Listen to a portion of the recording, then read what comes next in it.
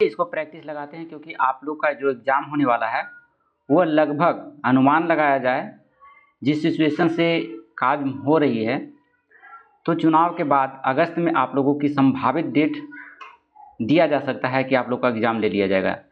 तो उससे पहले आप लोग तैयारी कर रखें ताकि आने वाले समय में आपका एग्ज़ाम पक्का हो जाए। तो चलिए इसको प्रैक्टिस लगाइए, क्योंकि आप लोग जानते हैं ऐसे भी कि आप लोग का सिलेबस पूरा ख़त्म हो चुका होगा। अब है प्रैक्टिस करने की। प्रैक्टिस जितना करेंगे उतना कॉन्फिडेंस आपके अंदर आएगा। तो चलिए देखिए, पहला क्वेश्चन देख लेते हैं। भारत में कार्यकारिणी निम्नलिखित में से किसके प्रति प्रत्यक्ष रूप से उत्तरदायी होती है? तो ऑप्शन नंबर देखिए यहाँ से ये हो जाएगा डी, विधानमंडल के प्रति उत्तरदायी होता है प्रत्यक्ष रूप से।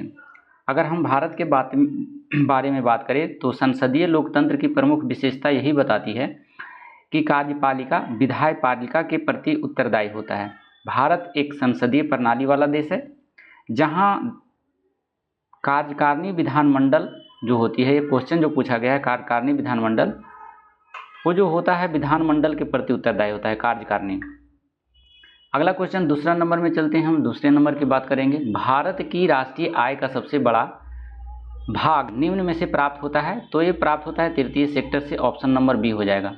देखिए सेक्टर 3 है और तीनों के बारे में हमेशा क्वेश्चन पूछा जाता है, प्राथमिक सेक्टर, द्वितीय सेक्टर, तृतीय सेक्टर। अब प्राथमिक सेक्टर के अंतर्गत कौन कौन सा क्षेत्र आता है उसके बारे में जान लीजिए। जितने भी किसान से संबंधित वर्ग हैं, जैसे खेती करना, मछली पालन करना, पशुपालन करना, ये सभी प्राथमिक सेक्टर के अंतर्गत आता है। अगर द्वितीय सेक्टर की बात करें तो द्वितीय सेक्टर में उद्योग धंधे, कल कारखाने वगैरह ये सभी आते हैं द्वितीय क्षेत्र में।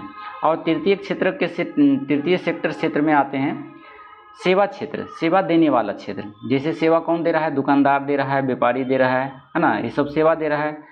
मोटर गाड़ी, कार गाड़ी, bus driver, rail driver, banking, ये सभी, डाकघर, ये सब सेवा क्षेत्र के अंतर्गत आते हैं। दूरसंचार सेवा क्षेत्र के अंतर्गत आते हैं।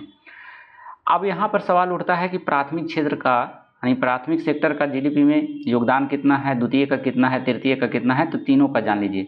अगर हम प्राथमिक सेक्टर की बात करें तो प्राथमिक सेक्टर का योगदान जो है, आर्थिक सर्वेक्षण 2020-21 की बात को लेकर हम चले तो कृषि का योगदान जो है लगभग 20% है, मतलब 19.9% रख लीजिए, 19.9% अर्थात लगभग 20%।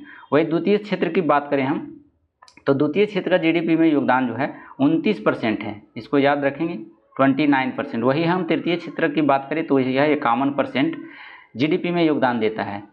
तो ये सभी याद रखना है, आपको पूछ सकता है एग्जाम में। चलिए अगला क्वेश्चन, तीसरा नंबर क्वेश्चन में हम चलते हैं। एशिया की छत है, एशिया की छत किसे कहा जाता है? ऑप्शन नंबर ये हो जाता है पामीर का पठार। देखिए पामीर का पठार मान लीजिए यहाँ है, तो इसके नीचे ढलान यानी पश्चिम के साइड में देखिएगा तो पर्वत है जिसका नाम है हिंदुकुश पर्वत। और अगर इसके पूर्वी ढलान पे हम देखें तो इसमें कुनुल कुल्लम ये पर्वत श्रेणी इधर है। बाकी इधर 3 श्रेणी है जो हिमालय का है, जो बृहद श्रेणी जिसको कहते हैं, फिर शिवालिक श्रेणी लास्ट में हो जाएगा, और मध्य श्रेणी जिसको कहते हैं। बृहद हिमालय, मध्य हिमालय और बाह्य हिमालय, ये 3 हिमालय पामीर के पठार के नीचे आता है, जो हमारे देश को सुरक्षित करता है और सुरक्षा प्रदान करता है। तो ये सभी याद रखना है। चलिए अगला हम क्वेश्चन चलते हैं 4 नंबर में। 4 नंबर का है देशांतरीय यमोत्तर है, तो ऑप्शन नंबर ये हो जाएगा सही आंसर, समानांतर अर्धवृत्त रेखाएं हैं। देशांतरीय वृत्तर के बारे में जाने तो ये क्या है? एक ग्लोब पर उत्तर से दक्षिण की ओर खींची जाने वाली एक काल्पनिक रेखाएं हैं, और ये रेखाएं जो होती है समानांतर नहीं होती है। समानांतर रेखा की बात करें तो वो जो होती है अक्षांश रेखा, अक्षांश रेखा इस तरह से होती है ग्लोब पर, तो ये जो होती है समानांतर होती है। लेकिन अगर देशांतरीय रेखा की बात करें तो ये इस टाइप से होती है देशांतर रेखा, उत्तरी ध्रुव से दक्षिणी ध्रुव। और यहाँ पर सभी जो देशांतर रेखाएं जो होती है आपस में ध्रुवों पर आकर के मिल जाती हैं। और ध्रुवों से अगर हम विषुवत रेखा की बात करें तो ध्रुवों से विषुवत रेखा की ओर जाने पर देशांतर रेखा के बीच की दूरी बढ़ जाती है, तथा विषुवत रेखा पर इसकी बीच की दूरी अधिकतम होती है। तो ये भी याद रखना है आपको। अगला क्वेश्चन चलते हैं हम 5वां नंबर क्वेश्चन है। 5वां नंबर क्वेश्चन इकोनॉमिक्स से संबंधित है। शेयर कीमतों में इनसाइडर ट्रेडिंग किसे कहा जाता है? तो ये बुलिंग ट्रेड को कहा जाता है। ऑप्शन नंबर ए हो जाएगा। चलिए अगला क्वेश्चन चलते हैं 6 नंबर में। 6 नंबर कह रहा है कि प्रजातंत्र की जड़ें निम्न द्वारा नष्ट की जा सकती है। किसके द्वारा? तो प्रजातंत्र को नष्ट किया जा सकता है आतंकवाद एवं विद्रोह के द्वारा। अगला क्वेश्चन चलते हैं 7 नंबर में। 7 नंबर में बोला जा रहा है कि निम्नलिखित में से कहाँ केंद्रीय खाद्य प्रौद्योगिकी अनुसंधान केंद्र स्थित है। तो ये स्थित है मैसूर में, और इसकी स्थापना पूछ लिया जाता है। इसकी स्थापना हुआ था 1950 ईस्वी में। चलिए अगला क्वेश्चन है 8 नंबर में, मुगल गार्डन किस शहर में स्थित है। तो ये मुगल गार्डन है जो नई दिल्ली में है, ऑप्शन नंबर बी हो जाएगा। अगर हम इसकी बात करें इस संस्थान की, तो यह है जो फारसी शैली और तैमूरी शैली दोनों से प्रभावित है। अगला क्वेश्चन चलते हैं 9 नंबर में। 9 नंबर में देख लीजिए, 9 नंबर में आपसे कहा जा रहा है कि यदि किसी खिलाड़ी को 5 रैंक मिलता है यानी मिला है, तो वह कौन से खेल खेलता है। तो वह खेलता है शतरंज। शतरंज के खिलाड़ी में जो है 5 रैंक मिलता है। चलिए 10वां नंबर क्वेश्चन में हम लेके चलते हैं, हमारे साथ जुड़े रहेंगे आप लोग। कम समय में प्रयास करेंगे हम इसको समेटने का। 100 नंबर का क्वेश्चन है आपका। चलिए देख लीजिए, यहाँ पर देखिए, चलिए देखिए यहाँ पर अगला क्वेश्चन। चलिए देख लीजिए,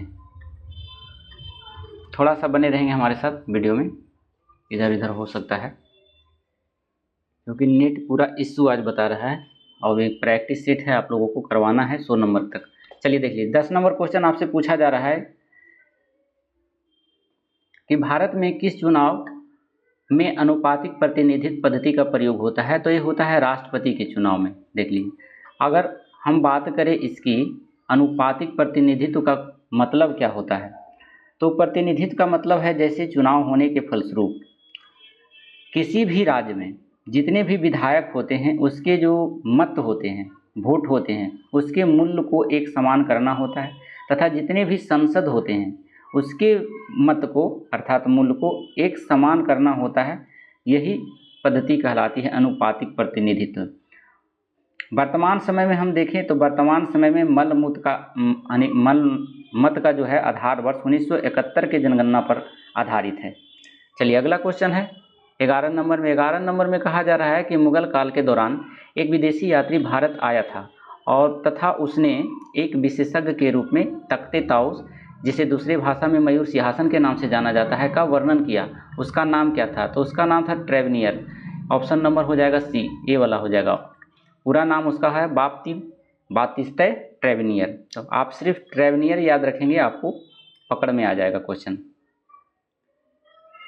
अगर हम इसकी बात करें तो जीन ट्रेवेनियर जो था एक जौहरी था जिसने शाहजहां और औरंगजेब के शासनकाल में 6 बार मुगल साम्राज्य की यात्रा किया था इसने।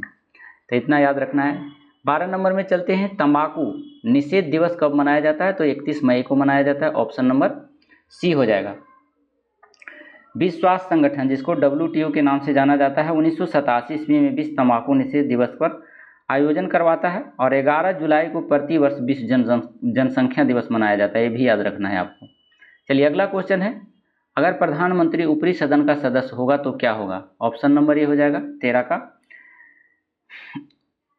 लोकसभा में विश्वास मत के समय वह अपना मत नहीं दे पाएगा। अगर प्रधानमंत्री ऊपरी सदन कहे तो राज्यसभा से, निचली सदन कहे तो लोकसभा, प्रथम सदन कहे तो फिर लोकसभा, दूसरा सदन कहे तो राज्यसभा। ये सभी याद रखना है।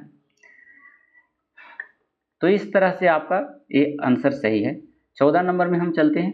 14 नंबर में देख लीजिए, भारत का एकीकरण में किसका हाथ था। तो भारत के एकीकरण में जो थे, ऑप्शन नंबर बी हो जाएगा। यहाँ पर सरदार पटेल और BP मेनन का हाथ है। भारत का एकीकरण करने में, अखंड भारत के निर्माण में इनका बहुत बड़ा योगदान था। इनका सरदार पटेल और BP मेनन का। इन्होंने घूम घूम कर भारत को एकीकरण करने का प्रयास किया। जो बात विचार से समझ गया, मिलने के लिए भारत में समझ गए, उनको मिलाया। जो थोड़ा बहुत इधर उधर करना चाहा, उस पर कार्रवाइयाँ की गई, जैसे पुलिस कार्रवाइयाँ हैदराबाद और आंध्र प्रदेश और इधर जम्मू कश्मीर। ये 3 ऐसे राज्य थे जिनके शासक कतई भी मिलना नहीं चाहते थे भारत में, लेकिन सरदार पटेल की दाद देनी होगी। तो उन्होंने अपने दम पर इन तीनों को मिलाने का भरपूर प्रयास किया और मिलाकर दम लिए। जैसे आंध्र प्रदेश में पुलिस कार्रवाइयाँ कराकर उसे सम्मिलित किया, जबकि हैदराबाद में जनमत संग्रह के माध्यम से मिलाया, और वही जम्मू कश्मीर को विलय पत्र के माध्यम से भारत में मिलाने का कार्य किया। चलिए अगला क्वेश्चन है, भारत में डेयरी रिसर्च सेंटर कहाँ है। तो dairy research centre option number A हो जाएगा, करनाल में है। करनाल कहाँ है। तो करनाल है जो हरियाणा में है। हम जानते हैं कि 1970 के दशक में जो हुआ था दूध क्रांति हुआ था, जिसमें दूध की उत्पादन की क्षमता बढ़ाई गई, पशुओं को पालन प्रारंभ हुआ और लोकप्रियता बढ़ी। इसीलिए हमारा देश को कहा जाता है दूध में प्रथम उत्पादक देश। अगर हम वर्तमान की बात करें तो वर्तमान में भारत विश्व में सबसे ज़्यादा दूध का उत्पादन करता है। अगला क्वेश्चन चलते हैं, निम्नलिखित में से कौन भारत के निर्विरोध राष्ट्रपति चुने गए थे? तो ये नीलम संजीव रेड्डी थे, ऑप्शन नंबर डी। इनके अगेंस्ट में कोई भी खड़ा नहीं हुआ था, ये निर्विरोध चुने गए थे, है ना। इसीलिए इनको कहा जाता है कि ये सबसे कम उम्र के राष्ट्रपति बने थे। याद रखना है आपको, पूछ दिया जाएगा कि आपसे कि भारत में सबसे कम उम्र में राष्ट्रपति किसने बना था? तो नीलम संजीव रेड्डी बने थे। चलिए अगला क्वेश्चन 17 नंबर में चलते हैं। 17 नंबर में कहा जा रहा है कि काजीरंगा राष्ट्रीय उद्यान किस राज्य में स्थित है? तो काजीरंगा जो है असम में है, ऑप्शन नंबर डी हो जाएगा। वही हम बात करें उत्तराखंड की तो जिम कॉर्बेट उत्तराखंड में है। मध्य प्रदेश में कौन है? तो कन्हा, किसली, ये सब जो है मध्य प्रदेश में है। वही सिक्किम में जो है, सिक्किम में है कंचनजंगा राष्ट्रीय उद्यान। अगला क्वेश्चन है 18 नंबर में। 18 नंबर में हमारे साथ जुड़े रहिएगा, हम आपको लेके चलते हैं 18 नंबर प्रश्न पर। चलिए देख लीजिए, 18 नंबर प्रश्न में आपसे पूछा जा रहा है कि सतीश धवन अंतरिक्ष केंद्र कहाँ स्थित है? तो सतीश धवन अंतरिक्ष केंद्र जो है हरिकोटा में है, आंध्र प्रदेश में है, ऑप्शन नंबर ए हो जाएगा। 2002 ईस्वी में इसरो के पूर्व प्रबंधक और वैज्ञानिक सतीश धवन के मरने के बाद उनके सम्मान में इसका नाम बदला गया था, तो ये हरिकोटा कर दिया गया था आंध्र प्रदेश में। चलिए 19 नंबर क्वेश्चन में चलते हैं। 19 नंबर में कहा जा रहा है कि दादा साहेब फाल्के पुरस्कार किस क्षेत्र में उत्कृष्ट योगदान हेतु प्रदान किया जाता है? तो ये किया जाता है चलचित्र। चलचित्र कहते हैं सिनेमा से संबंधित है। इसकी शुरुआत जो होती है, अगर हम दादा साहेब फाल्के पुरस्कार की बात करते हैं तो भारतीय फिल्म का सर्वोच्च पुरस्कार हुआ, जिसकी शुरुआत जो हुआ था 1969 में हुआ था। दादा साहेब फाल्के पुरस्कार भारत सरकार की ओर से दिया जाने वाला एक वार्षिक पुरस्कार है, जो एक विशेष व्यक्ति को भारतीय सिनेमा के क्षेत्र में आजीवन योगदान के लिए दिया जाता है।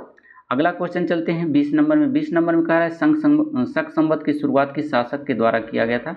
ऑप्शन नंबर सी कनिष्ठ के माध्यम से किया गया था 78 ईस्वी पूर्व में। इसकी शुरुआत अगर डेटा याद रखें ईस्वी में तो 1957 ईस्वी में है, जो भारत सरकार ने शक संवत को राष्ट्रीय पंचांग का दर्जा दिया।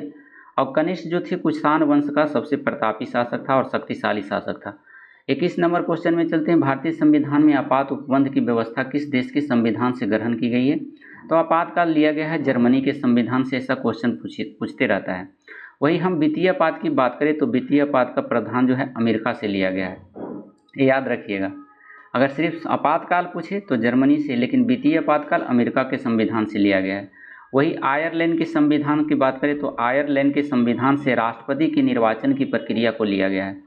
अगला नंबर क्वेश्चन है, हड़प्पा सभ्यता के किस पुरा स्थल को सिंध बाग या फिर मृतकों का टीला कहा गया है? देखिए यहाँ पर नाम दिया गया है सिंध बाग, तो सिंध बाग किसे कहा जाता है? तो इसका आंसर हो जाएगा मृतकों का टीला। ये भी हो सकता है, क्वेश्चन में भी आंसर छुपा हुआ रहता है, तो इस पर ध्यान देने की ज़रूरत है।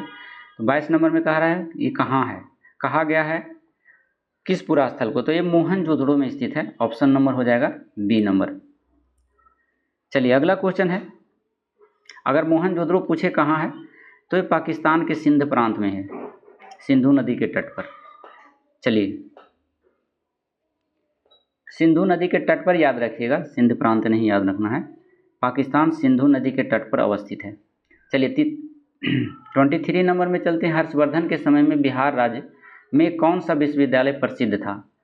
तो देखिए यह विश्वविद्यालय नालंदा विश्वविद्यालय था और हर्षवर्धन का काल 606 से लेकर के 647 ईस्वी तक रहा था नालंदा में।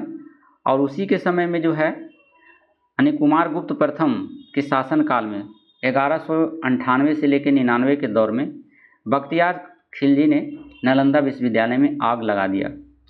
अगला क्वेश्चन है 24 नंबर में, बिहार के किस विद्वान को मैथिल कोकिल कहा जाता है? तो ये कहा जाता है आपका विद्यापति को, ऑप्शन नंबर सी हो जाएगा। विद्यापति को है जो बिहार का कोकिल कहा जाता है।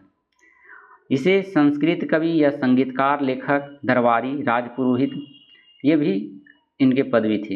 ये शिव के भक्त थे।